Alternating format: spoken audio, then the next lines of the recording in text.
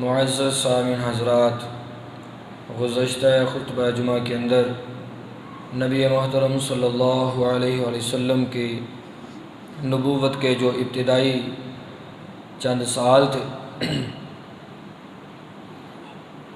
ان کے حوالے سے آپ کے سامنے گفتگو کی تھی۔ وہیں سے آگے اللہ رب العالمین کی توفیق کے ساتھ جو آپ صلی اللہ علیہ وآلہ وسلم نے مکہ کے اندر اپنے بقیہ چند سال گزارے، انہی کو بیان کرنے کا ارادہ ہے۔ اللہ رب العالمین مجھے سنا کر آپ سبھی کو سن کر سیرت کے مطابق ہمیں اپنی زندگی بسر کرنے کی توفیق عطا فرمائے۔ نبی محترم صلی اللہ علیہ وآلہ وسلم نے جب اعلانیہ تبلیغ کا آغاز کیا تو کفار مکہ نے، قریش نے ناراضگی کا اظہار کرتے ہوئے آپ صلی اللہ علیہ وآلہ وسلم کو اذیتیں، تکلیفیں پہنچانا شروع کی، اور جو بھی آپ علیہ السلام کا کلمہ پڑھ کر کے مسلمان ہوتا، ظلم و ستم کی داستان رقم کی۔ یقین مانیے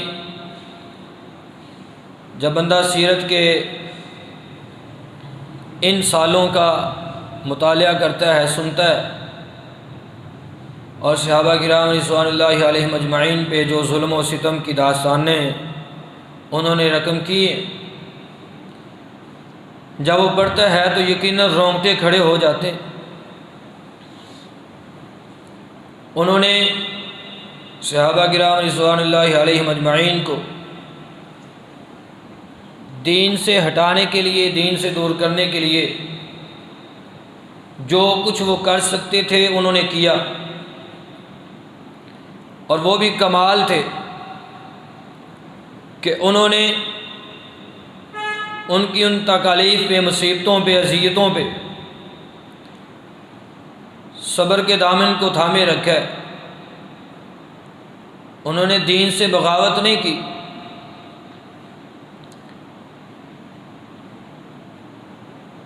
ان کے جسموں کو چیر دیا گیا، ان کے جسموں کی کھالیں اتار دی گئیں، نیزوں کی جو انیاں ہیں ان کے جسموں پر چلائی گئیں،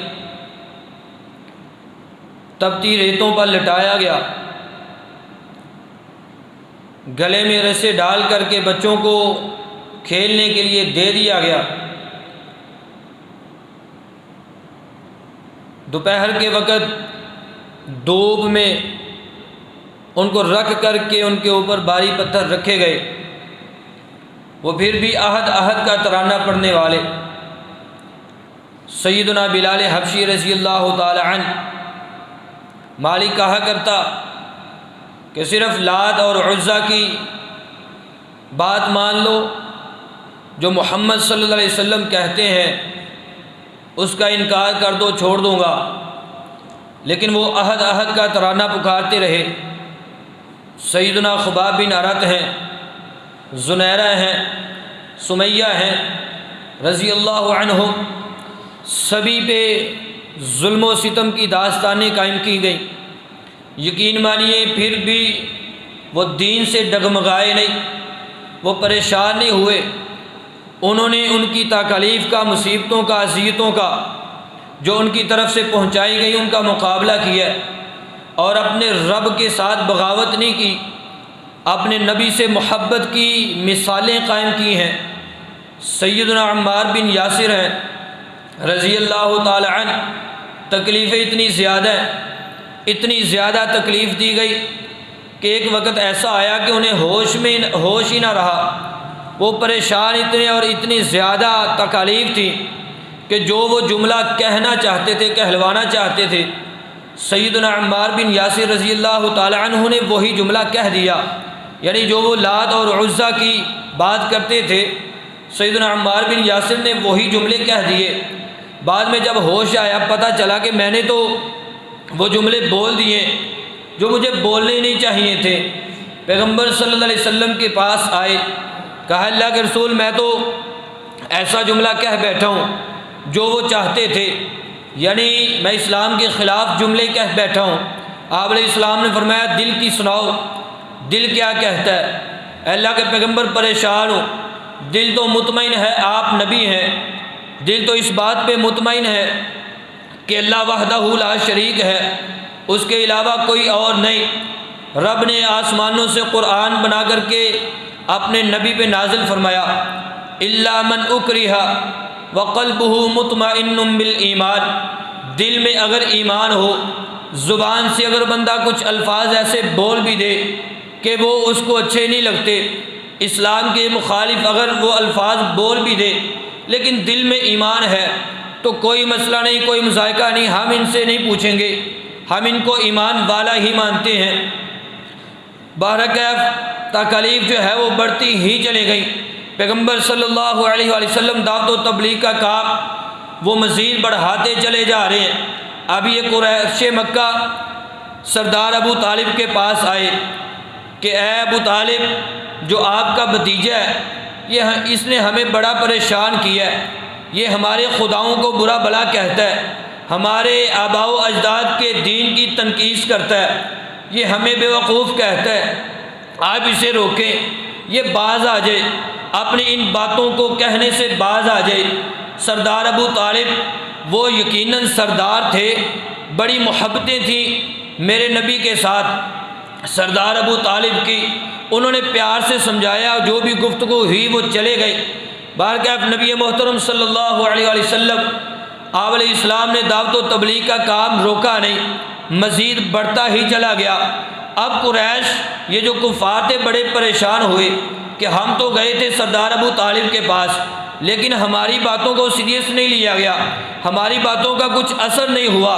اب یہ آئے ہیں دمکی والے لہجے میں، ابو طالب ہم نے تو کہا تھا اپنے بھتیجے کو روک لو، یہ ہمارے بتوں کو، ہمارے معبودوں کو، ہمارے خداؤں کو برا بھلا کہتا ہے اور ہمیں بیوقوف کہتا ہے، روک لو۔ اگر نہیں نہ باز آتا تو اب ہم اس کا ڈٹ کر کے مقابلہ کریں گے، اب نہیں ٹلیں گے، اب اس کو قتل ہی کریں گے۔ اب سردار ابو طالب بڑے پریشان ہوئے کہ اب میرے بھتیجے کو قتل کرنے کا انہوں نے ارادہ کر لیا۔ اب سردار ابو طالب ایک طرف ہیں، پیغمبر صلی اللہ علیہ وسلم ایک طرف ہیں، بقیہ سارے قریش کفار وہ ایک طرف۔ اب آ کر کے دمکی والے لہجے میں جب بات کی، سردار ابو طالب بھی پریشان ہوئے کہ میرے بھتیجے کے بارے میں اس طرح کے جملے آئے نا۔ پیغمبر صلی اللہ علیہ وسلم کو جب پتہ چلا، کہا بھتیجے اس طرح کا معاملہ ہوا ہے، آ کر کے انہوں نے دھمکی بھی دی ہے قتل کر دیں گے۔ اللہ کی قسم میرے سچے نبی نے کہا تھا، یا عمی واللہ لو وضع الشمس فی یمینی والقمر فی یساری، چچا یہ تو دھمکی دیتے ہیں مجھے قتل کرنے کی، مجھے میری جان کی پرواہ نہیں، اگر یہ میرے دائیں ہاتھ میں سورج بھی رکھ دیں مجھے پھر بھی ان کی کوئی پرواہ نہیں، بائیں ہاتھ میں چاند ہو، دائیں ہاتھ میں سورج ہو، میں پھر بھی رب کی توحید کے ڈنکے بچاتا رہوں گا، پھر بھی میں رب کی توحید کی طرف ان کو دعوت دوں گا، میں پھر بھی اپنے مشن کو نہیں چھوڑوں گا۔ وہ مشن کیا تھا جو آسمانوں سے رب نے نازل کیا، یا ایھا الرسول بلغ ما انزل الیک من ربک، اے رسول اب آپ نے میرا پیغام ان لوگوں تک پہنچانا ہے، مشن نہیں چھوڑا، جان جاتی ہے تو چلی جائے۔ پیغمبر صلی اللہ علیہ وسلم نے جو رب کی توحید کے ڈنکے تھے وہ بجائے ہیں، انہوں نے تکلیفیں، اب مزید حالات سخت سے سخت ہوتے چلے گئے۔ اب پیغمبر صلی اللہ علیہ وسلم نے انویسٹیگیشن کروائی اور حبشہ کے حالات معلوم کروائے۔ حالات دیکھو، ارد گرد کے جو علاقے ہیں سب سے بہترین جو حالات نظر آئے وہ حبشہ کے نظر آئے۔ وہاں کا بادشاہ نجاشی تھا، عیسائی تھا، لیکن اس کے باوجود بڑا ہی نرم دل تھا۔ آپ صلی اللہ علیہ وسلم نے حالات کا جائزہ لے کر کے صحابہ کو کہا اب یہاں حالات مزید سخت سے سخت ہوتے چلے جا رہے ہیں۔ اب صحابہ کرام کو حکم دیا 12 مرد ہیں 4 عورتیں ہیں، حبشہ کی طرف ہجرت کرنے کا حکم دیا۔ میرے پیغمبر صلی اللہ علیہ وسلم نے جب صحابہ کو بھیجا، اب یہ بڑے پریشان ہوئے، قریشی بڑے پریشان ہیں کہ یہ کیسے ہم سے بچ کر کے نکل گئے۔ اسی اثناء میں پیغمبر صلی اللہ علیہ وسلم پر رب نے سورۃ النجم کی آیات نازل فرمائی، سورۃ نجم نازل فرمائی، پوری سورت انہی دنوں کے اندر نازل ہوئی۔ میرے نبی آئے ہیں جب بیت اللہ کے اندر، مسجد حرام کے اندر آ کر کے اس سورت کی تلاوت کی، بسم اللہ الرحمن الرحیم والنجم اذا هوى ما ضل صاحبكم وما غوى وما ينطق عن الهوى ان هو الا وحی یوحى علمه شدید القوى ذو مرة فاستوى وهو بالأفق الأعلى ثم دنا فتدلى فكان قاب قوسين أو أدنى۔ پیغمبر صلی اللہ علیہ وسلم سورہ نجم کی تلاوت کرتے چلے جا رہے، جب اینڈ والی آیات پہ پہنچے نا، اب یہ سارے کفار بیٹھے ہوئے، اللہ کی قسم یہ کفار ہیں، یہ کافر ہیں، لیکن جب پیغمبر قرآن پڑھتے ہوں کیسے نہ یہ سنیں، یہ تو چھپ چھپ کر کے میرے نبی سے قرآن کی آیات سنا کرتے تھے۔ آج منظر تو دیکھنے میں الگ نظر آ رہا ہے، سبھی قریش بیٹھے ہیں حرام مسجد حرام کے اندر، پیغمبر قرآن پڑھتے جا رہے ہیں، یہ سنتے چلے جا رہے ہیں، کوئی روکتا نہیں، کوئی ٹوکتا نہیں، پیغمبر سے قرآن سنتے چلے جا رہے ہیں۔ جب اس سورت کی آخری آیات میرے پیغمبر نے پڑھی فَاسْجُدُوا لِلَّهِ وَاعْبُدُوا، اب یہاں سجدے کا حکم تھا، میرے نبی سجدے میں گرے صلی اللہ علیہ وسلم، صحابہ جو تھے وہ بھی سجدے میں گرے۔ اب جتنے بھی یہ کفار تھے پتہ ہی نہیں چلا، مت ماری ہوئی تھی نا، یہ تو قرآن کے خلاف تھے، پیغمبر صلی اللہ علیہ وسلم کو اذیتیں دینے کے ارادے سے یہ نکلے ہوئے تھے، سبھی سجدے میں گر گئے، سبھی نے سجدہ کیا۔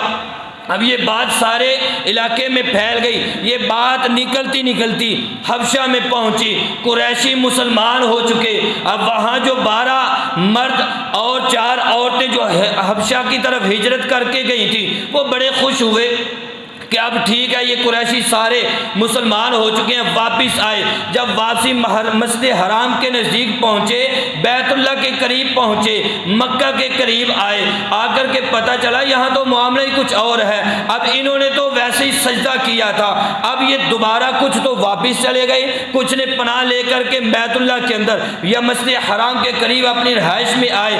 اب دوبارہ پھر حالات چینج ہونا شروع ہوئے۔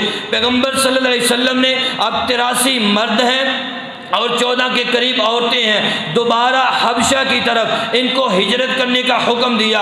اب ان میں پہلی ہجرت میں جو سپاہ سالار تھے وہ سیدنا عثمان بن عفان رضی اللہ تعالی عنہ اور پیغمبر صلی اللہ علیہ وسلم کی لخت جگر سیدہ رقیہ بنت محمد صلی اللہ علیہ وسلم تھی۔ اب یہ جو دوسری ہجرت حبشہ ہوئی ہے، اس میں جو سپاہ سالار ہیں، جو امیر ہیں، وہ سیدنا جعفر طیار رضی اللہ تعالی عنہ۔ اب یہ مزید چوکنے ہوئے تھے قریشی کہ اب ہم نے ان کو نکلنے ہی نہیں دینا، لیکن کمال ہے ان صحابہ کرام پہ، وہ بھی وہاں پہنچے بڑے آرام سے۔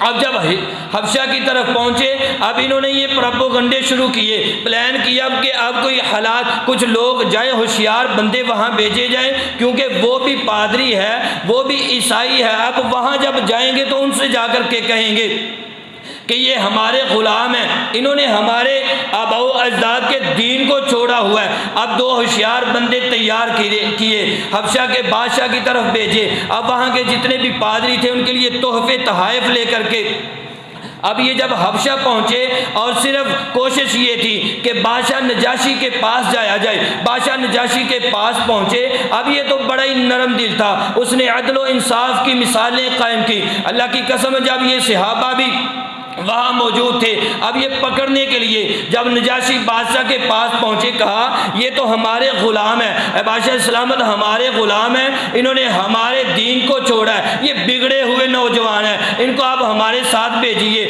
اس نجاشی بادشاہ نے سیدنا جعفر طیار رضی اللہ تعالی عنہ ان کو بلایا اور دیگر جو صحابہ تھے ان کو بلایا۔ اب یہ قریش بھی ہیں، کہا بتلاؤ کیا چاہتے ہو، کیوں لینے آئے ہو؟ یہ ہمارے غلام ہیں، ہم ان کو لینے آئے ہیں، یہ ہمارے خدمت گار ہیں، لے کر کے جائیں گے۔ سیدنا جعفر سے پوچھا تم بتلاؤ کیا چاہتے ہو، یہ کیا لینے آئے ہیں، ارادہ کیا ہے؟ کہا بادشاہ سلامت سنیں، ہم تو وہ قوم تھے، جہالت پرست قوم تھی، ہماری قوم بڑی جہالت میں گری ہوئی تھی، بتوں کی پوجا کرنے والی تھی، پڑوسیوں کے حقوق سلب کرنے والی تھی، رشتہ داری کو توڑنے والے تھے، ہم تو وہ تھے جو خون و قتل و غارت کرنے والے تھے، بھائی بھائی کی عزت کو پامال کرنے والا تھا، ہم تو بیٹیوں کو زندہ درگور کرنے والے تھے، ہم تو بتوں کی پوجا کرنے والے تھے۔ جب یہ ساری باتیں کہیں، کہا اب ایک نبی آئے، رب نے نبی کو بھیجا، وہ نبی آ کر کے ہمیں کیا کہتا ہے، عبادت کرنی ہے تو صرف ایک اللہ کی، رشتہ داری کو ملانے کا حکم ہے، سچ بولنے کا حکم ہے، پاک دامن رہنے کا حکم ہے۔ وہ نبی آئے ہیں، انہوں نے تو ہماری زندگی بدل کر کے رکھ دی ہے۔ اب یہ شرارت سوچی کہ اب سیدنا جعفر طیار جو مسلمان ہیں ان کا پلڑا بھاری ہوتا جا رہا ہے، دلائل ان کے مضبوط ہیں۔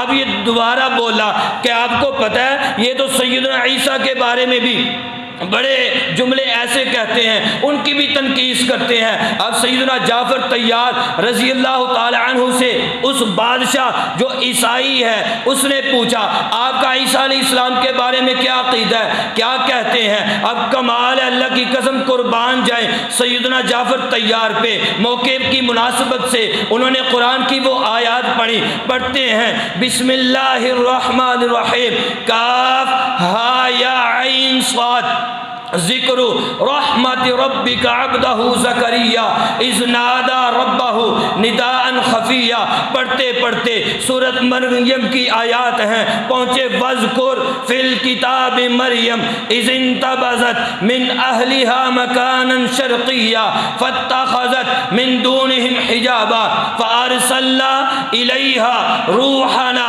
فتمثل لها بشرا سویا قالت انی اعوذ بالرحمن منك ان كنت تقيا قال انما انا رسول ربك لاهب لك غلاما زكيا قالت انا يكون لي غلام ولم يمسسني بشر پڑھتے پڑھتے سیدنا جعفر طیار پہنچے قال انی عبد اللہ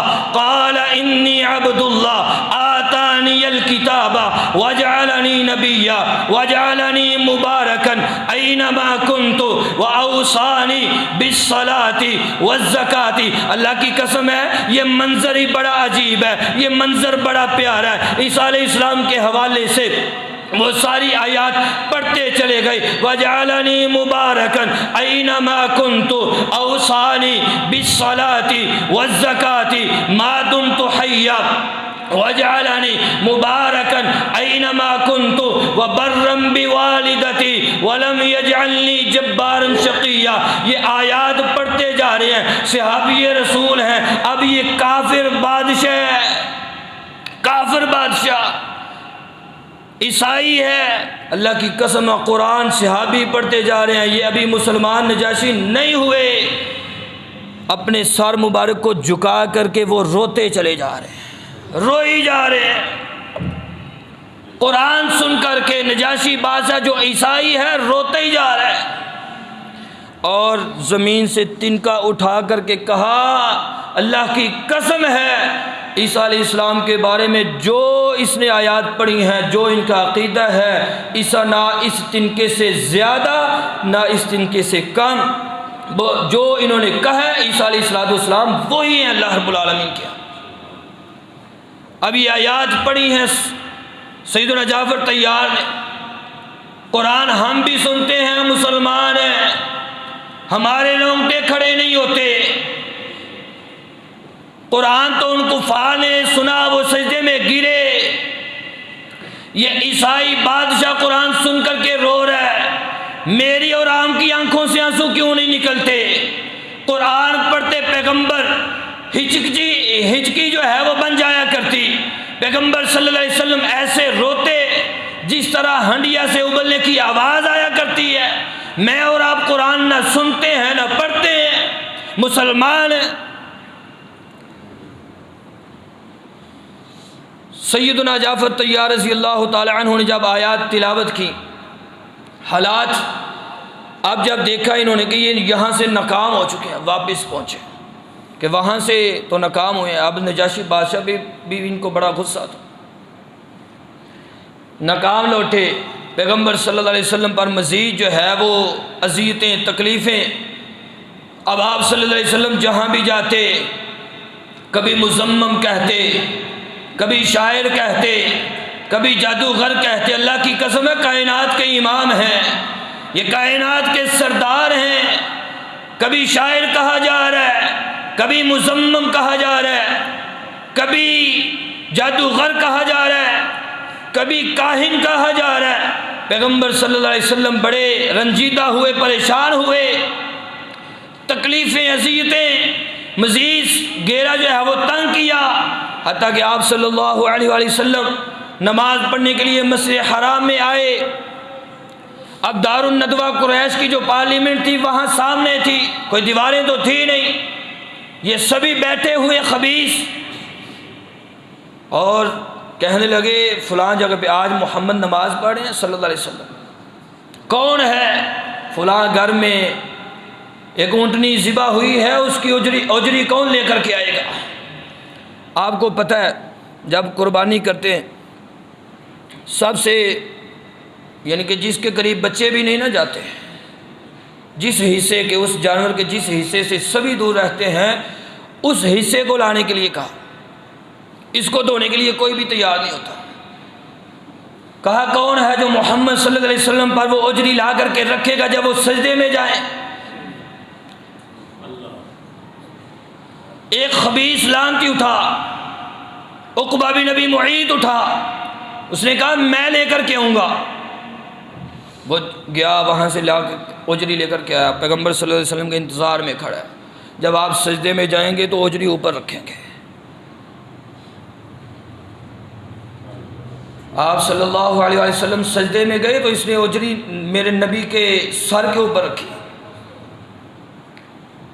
اور یہ پھر بڑے خوش ہوئے۔ نبی محترم صلی اللہ علیہ وسلم اب سجدے میں ہیں اور یہ ہنستے مسکراتے ایک دوسرے کے اوپر گر رہے ہیں کہ ہم نے اچھا کیا ہے، اللہ اس کی قبر کو جہنم کی آگ سے بھر دے، جس خبیث نے یہ عمل کیا تھا اللہ کی قسم اس پہ لعنتیں برستی رہیں، وہ اس دنیا کے اندر بھی ذلیل ہوا، کل قیامت کے دن بھی ذلیل ہوگا۔ اور یہ تو ہمارا ایمان ہے اور ہمارا عقیدہ ہے کہ میرے نبی کو، بلکہ کسی بھی نبی کو اگر کسی نے تنگ کیا تو رب نے اس کو عبرت کا نشان بنایا۔ بتانے والوں نے خاتون جنت کو جا کر کے بتلایا کہ آپ کے بابا پہ اجری رکھی گئی ہے۔ خاتون جنت باغتی ہوئی آئی، آ کر کے اس اجری کو اٹھایا، اجری کو پیچھے کیا۔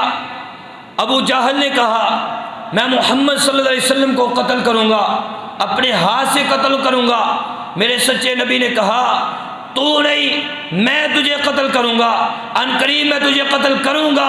بدر میں پھر رب نے ان کو ذلیل و رسوا کیا۔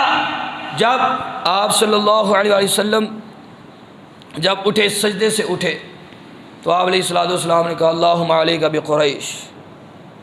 ہاتھ اٹھے ہوں پیغمبر صلی اللہ علیہ وسلم کے، اور یہ بھی اب ڈر گئے، کیونکہ انہیں پتا تھا کہ اس جگہ میں، اس شہر میں کوئی بھی دعا کی جائے تو اس دعا کو رب رد کرتا ہی نہیں، قبول کرتا ہے۔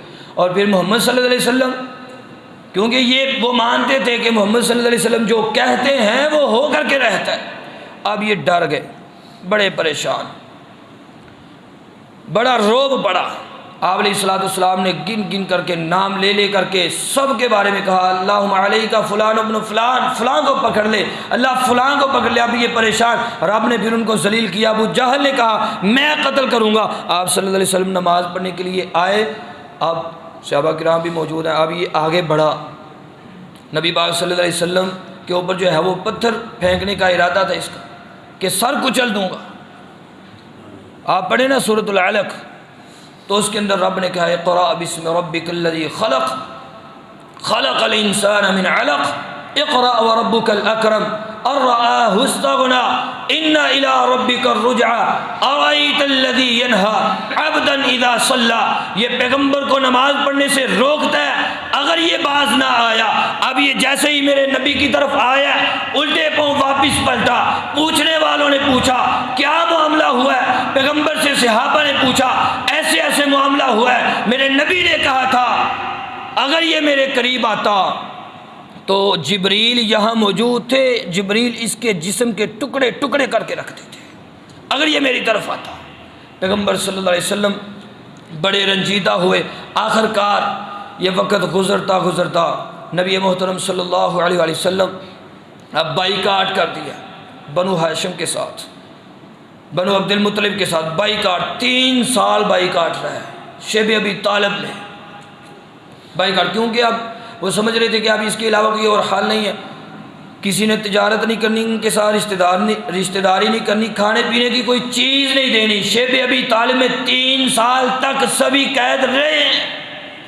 صحابہ کہتے ہیں ہمارے پاس کھانے پینے کے لیے کچھ بھی نہیں تھا، اور جب پخانہ کرتے نا جس طرح یہ بکریاں مینگڑیاں کرتی ہیں نا اس طرح کا پخانہ آتا تھا پتے کھا کر کے۔ یہ صورتحال تھی، 3 سال تک محصور رکھا ہے، قید میں رکھا ہے آپ صلی اللہ علیہ وسلم۔ اور پھر اسی اثناء میں سردار ابو طالب اس دنیا سے گئے، فوت ہوئے، اور پھر آپ صلی اللہ علیہ وآلہ وسلم کی زوجہ محترمہ سیدہ خدیجہ اب ان 2 کا سہارا تھا۔ یہ غموں والا سال تھا، عام الحزن کے نام سے یہ جانا جاتا ہے کہ پیغمبر صلی اللہ علیہ وسلم پر جب غموں کے پہاڑ ٹوٹے تھے، آپ جب گئے پھر اس کے بعد آپ گئے طائف کی طرف، طائف میں بھی لوگوں نے پتھر کھائے ہیں۔ اللہ کی قسم میرے نبی نے کبھی بھی اپنی زبان سے گلے شکوے والا ایک لفظ بھی نہیں بولا۔ ہم تو بیمار ہو جائیں، بیماری تھوڑی لمبی ہو جائے، ہم رب کے گلے شکوے شروع کر دیتے ہیں، اولاد نہ ملے، بیٹا نہ ملے تو رب کے گلے شکوے ہیں۔ صحابہ پہ ظلم و ستم کے پہاڑ ٹوٹے ہیں، پیغمبر کی پوری زندگی، اللہ کی قسم ایک لمحہ ہماری پوری زندگی کی تکلیفیں ہوں، پیغمبر کی زندگی کا ایک لمحہ اللہ کی قسم ہم اس کا مقابلہ نہیں کر سکتے۔ ایک بھی لفظ پوری زندگی میں نہیں ہے کہ میرے نبی نے اپنے رب کا گلہ اور شکوہ کیا۔ آپ صلی اللہ علیہ وسلم جب طائف میں گئے نا تو پتھر پڑے، جبریل آئے کہ میرے ساتھ پہاڑوں کا فرشتہ ہے، آپ آرڈر کریں ہم ان کو 2 پہاڑوں کے درمیان پیس کر کے رکھ دیں۔ آپ علیہ السلام نے فرمایا نہیں، مجھے امید ہے کہ اللہ ان کی پشتوں میں سے کسی کو مسلمان کرے گا۔ پھر آپ صلی اللہ علیہ وسلم، یہ غم والا سال تھا، پھر اسی اثناء میں نبی محترم صلی اللہ علیہ وسلم کا غم دور کرنے کے لیے رب نے آپ کو معراج کروایا، 7 آسمانوں کی سیر کروائی، پھر وہاں سے جو تحفے ملے، اور پھر واپسی پہ اس کے بعد پھر مزید جو ہے وہ قتل کرنے کا منصوبہ بنایا۔ پھر آپ صلی اللہ علیہ وسلم اب اس کے بعد جو ہجرت مدینہ ہے، مدینہ کی طرف ہجرت، پھر انشاءاللہ آئندہ خطبہ میں ہجرت مدینہ کے جو سنہری واقعات ہیں وہ انشاءاللہ بیان کریں گے۔ اللہ ہمیں قرآن و سنت کے مطابق سیرت رسول سمجھ کر کے اس کے مطابق عمل کی توفیق عطا فرمائے۔ وما علیہ الا البلاغ۔